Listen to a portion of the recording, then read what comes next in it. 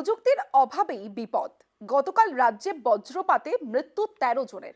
প্রযুক্তির অভাবেই মেলেনি বজ্রপাতের পূর্বাভাস। বজ্রপাতের আগাম খবর দেয় র্যাডার।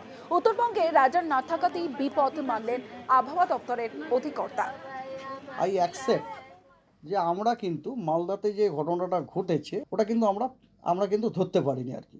এই ঘটনাগুলোকে আপনার ধরার জন্য সবথেকে বড় যন্ত্র সেটা হচ্ছে রাডার। আনফর্চুনেটলি আমাদের উত্তরবঙ্গতে কিন্তু কোনো রাডার নেই। অত বড় থান্ডারস্টর্ম হয়েছে কিন্তু ঝড় কিন্তু খুব ছিল না। আমার যেটা মনে হয় যেহেতু বাতাসে যথেষ্ট পরিমাণ জলীয় বাষ্প ছিল, তার সাথে স্লাইড হিটিংয়ে কী হয়েছে ওই পার্টিকুলার জায়গার অ্যাটমসফিয়ারটা আমাদের ভাষাতে বলি ওটা কনভেক্টিভলি আনস্টেবল হয়ে যায়। কনভেক্টিভলি আনস্টেবল হলে কি হয়, লোকালাইজড খুব ক্লাউড ডেভেলপ করে তারপরে ওখানেই বৃষ্টিটা হয়ে যায় আর কি।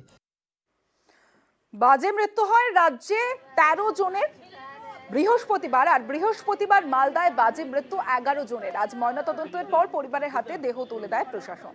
গতকাল মৃতদের পরিবারকে ২ লক্ষ টাকা আর্থিক সাহায্যের ঘোষণা করে রাজ্য। মৃতদের মধ্যে ছিলেন হরিশ্চন্দ্রপুরের নবদম্পতি নয়ন রায় ও প্রিয়াঙ্কা রায়। মাত্র ৩ মাস আগে বিয়ে হয়।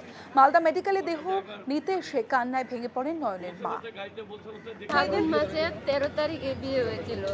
কালকে ওই মেয়েটাতে লাগাইছিল, ওই ঠোনা পরে আমার ছেলেকে কি করতে গেছিল ছেলে বৌমা? জমিতে গেছিল পাট কামাতে। আমরা গরিব মানুষ, কাটে কুটে খাচ্ছি, আমি কি করবো বলো? দুজনই মারা গেছে? দুইজনই মারা গেছে। বাড়ি কোথায় আপনার? আমার বাড়ি কুশিদা। বাংলার মুখ্যমন্ত্রী শ্রীমতী মমতা ব্যানার্জি উনি যখনই কোনো আকস্মিক দুর্ঘটনা ঘটেন তখন জেলা নেতৃত্ব থেকে উনি নির্দেশ দিয়ে থাকেন। উনি নিজস্ব লেভেল থেকে সবসময় আমাদেরকে এরকম ঘটনা ঘটলে ইনস্ট্রাকশান দিয়ে থাকেন। ওনাকে এই জন্য আমি আন্তরিকভাবে ধন্যবাদ জানাই এবং ওনার ইনস্ট্রাকশানে আজকে সকল জেলার সমস্ত নেতৃত্বরা, প্রশাসনিক যারা চেয়ারে আমরা রয়েছি তারাও আমরা সমস্ত পরিবারের পাশে দাঁড়িয়েছি এবং সরকার সর্বতভাবে এই পরিবারের সাথে আছে এবং আমরাও সাথে আছি, দলও আমাদের সাথে। পোলবার গ্রাম, সেখানে এতদিন কল ছিল, জল ছিল না। নিউজ 18 বাংলা খবর দেখানোর পর তৎপর প্রশাসন, আর এখন কল খুললেই খাবার জল।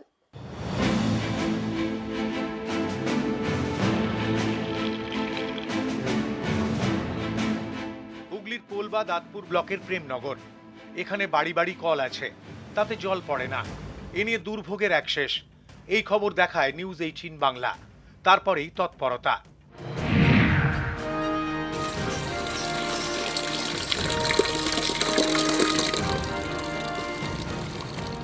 বাড়ি বাড়ি জল পৌঁছে দিতে তৎপর হয়েছে হুগলি জেলা পরিষদ। এখন প্রেমনগর গ্রামে কল খুললেই জল।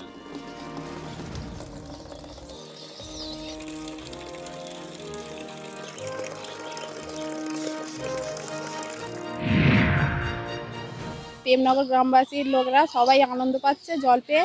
নিউজ 18 বাংলাকে অনেক ধন্যবাদ। আগে 5 বছর আগে থাকতে পাইপ লাইন দিয়েছিল, জল ছিল না কলে, এখন তবু জল পাচ্ছি 5 বছর বাদে। হ্যাঁ, ধন্যবাদ জানাই চ্যানেলকে, আমরা জল পাচ্ছি। আমরা প্রতি বাড়িতেই দুবেলা জল পাচ্ছে, গ্রামবাসীরা খুব খুশি। প্রেমনগর গ্রামে যে জল পৌঁছাতে আমরা পেরেছি এরকম খুশি। যেহেতু আপনারা খবর করেছিলেন সামনে লোকসভা ভোট, এখন প্রশাসন নড়ে বসেছে।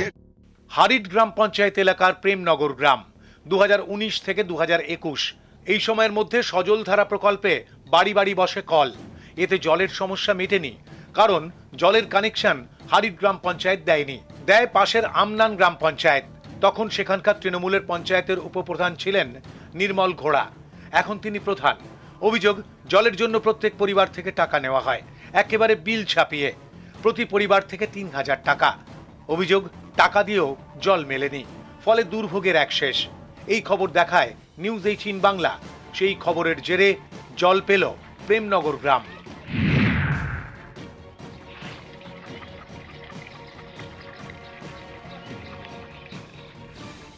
হুগলি থেকে রানা কর্মকার, নিউজ 18 বাংলা।